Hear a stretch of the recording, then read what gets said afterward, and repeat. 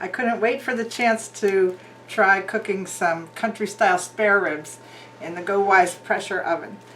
Tonight I'm going to use about 3 pounds, or 3 1-pound packs, and I'm going to use some rub to get them started. I'm going to cook them nice and slowly at 250 degrees for several hours under pressure.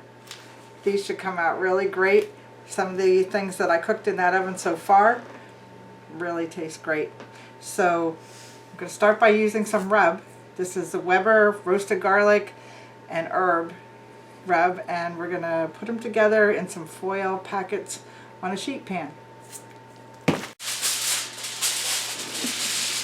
going to start with this sheet pan, which fits into the pressure oven just right. I'm going to cover it with a sheet of foil with the shiny side down.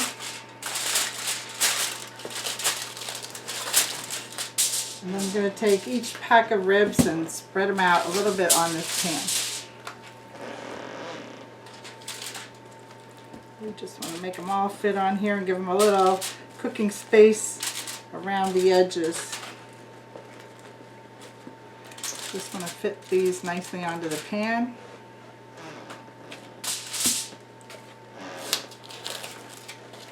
I figured 3 pounds would be about right, and we want to make sure they have enough room to absorb all the sauces when we're done here.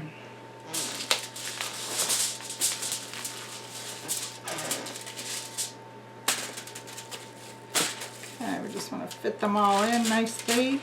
We just want to make sure all of them fit nicely in the sheet pan. We're going to cover them with some rub on both sides.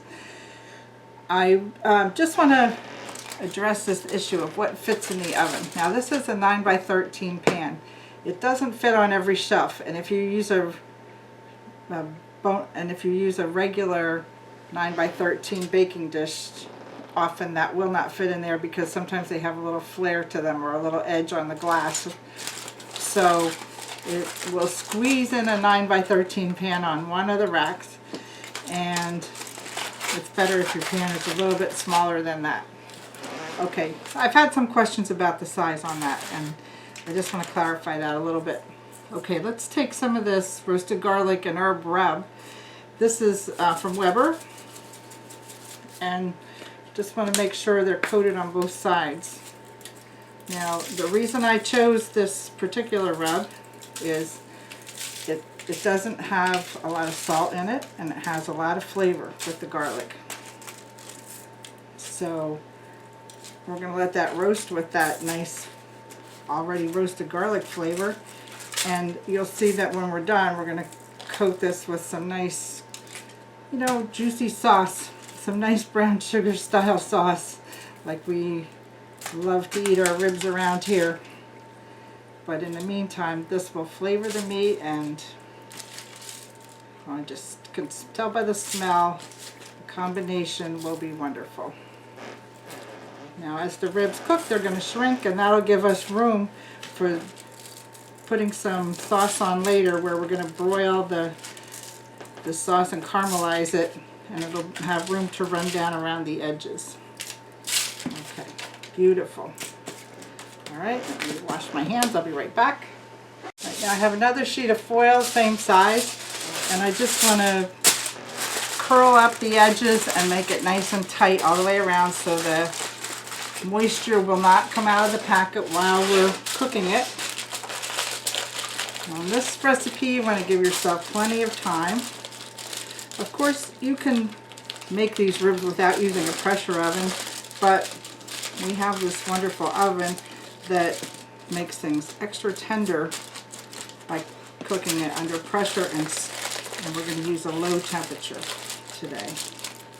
So everything's nice and tight here.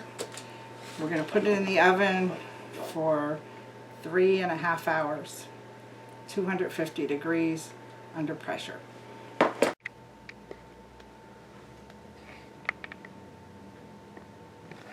Alright, here's GoWise pressure oven. And here's what I'm talking about, the rack.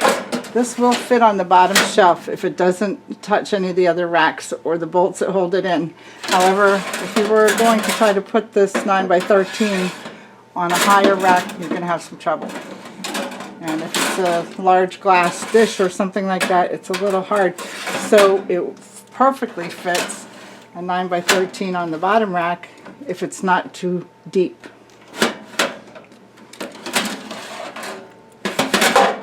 So it does fit on the bottom rack if the dish isn't too deep.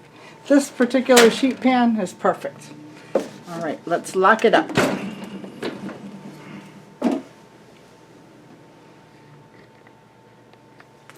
Now we want to set the pressure valve to seal. Okay, 250 degrees, 3.5 hours. In the meantime, we'll make the sauce. Okay, let's get the sauce ready for the ribs. We're just about done. We're going to take a half a stick of butter, and I'm going to melt it in the microwave real quick.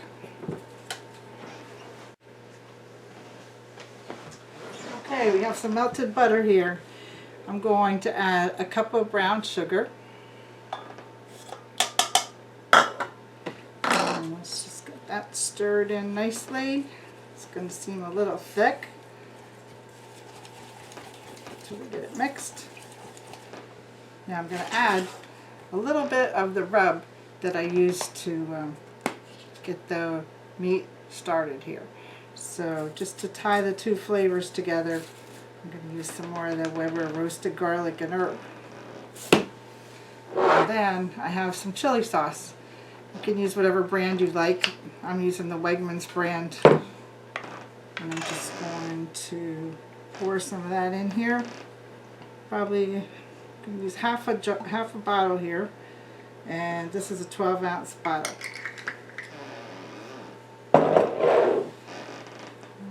That gives a lot of other flavors too, and then we'll mix that with the brown sugar and it'll become one of your favorite sauces ever.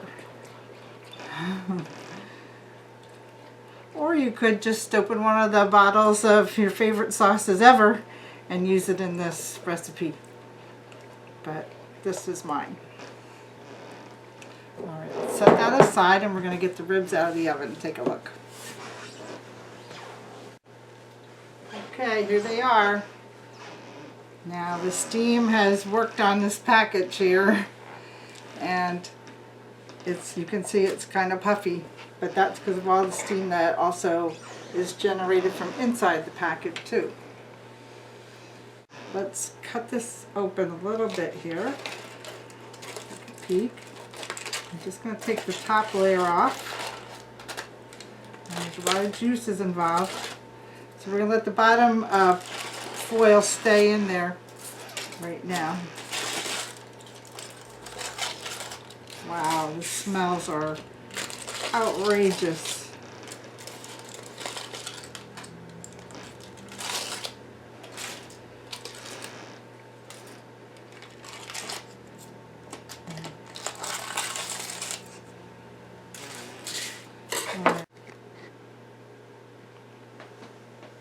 Can you see the temperature on the meat? It's coming out around 206 right now. And this is much higher temperature than you need to cook this meat.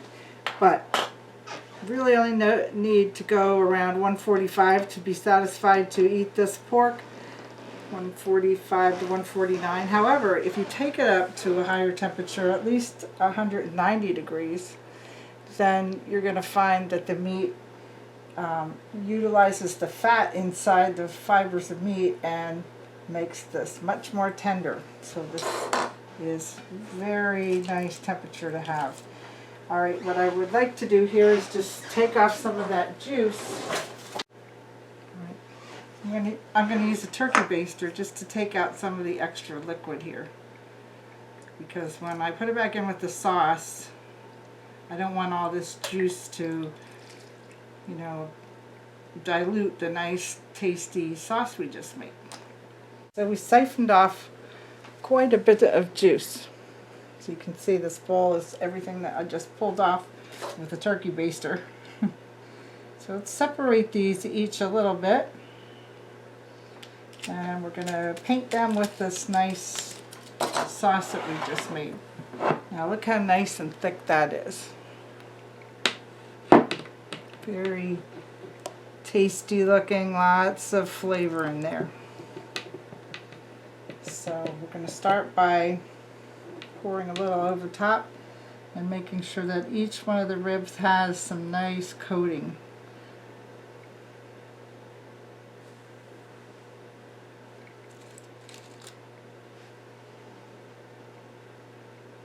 And it's okay if we keep a little bit to put on at the end if you'd like to dip your ribs into the same sauce that they're cooked in. But since it's so nice and thick, that's a great start here. And I'm going to return this to the pressure oven. However, this time I'm going to take advantage of the multi-features of the GoWise oven, and I'm going to put this on broil.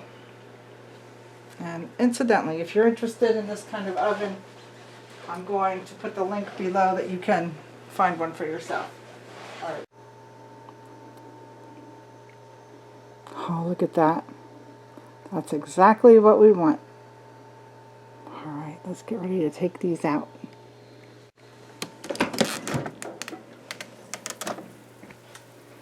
All right. Now look at the caramelizing taking place. You can see the bubbling on top of the meat with the nice sugary sauce. Oh boy, does that smell good. Oh my goodness. Don't those ribs look beautiful? All right.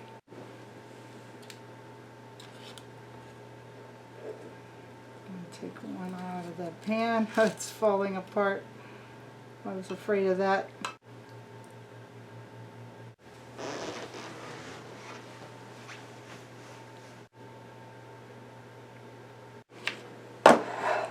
Let's see how they taste. Oh, I can't even pick them up.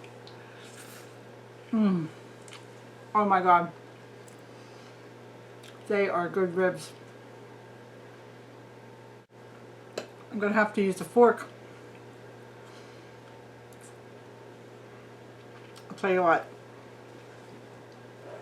Pressure oven did a fantastic job on these ribs. So tender. Now, think about the recipe I used. It's got that really garlicky flavor. And then on top of it, brown sugar mixture that makes it sweet and savory at the same time. I think that's a great way to go with making a piece of pork. Have a combination of sweet and savory. Try this recipe if you can.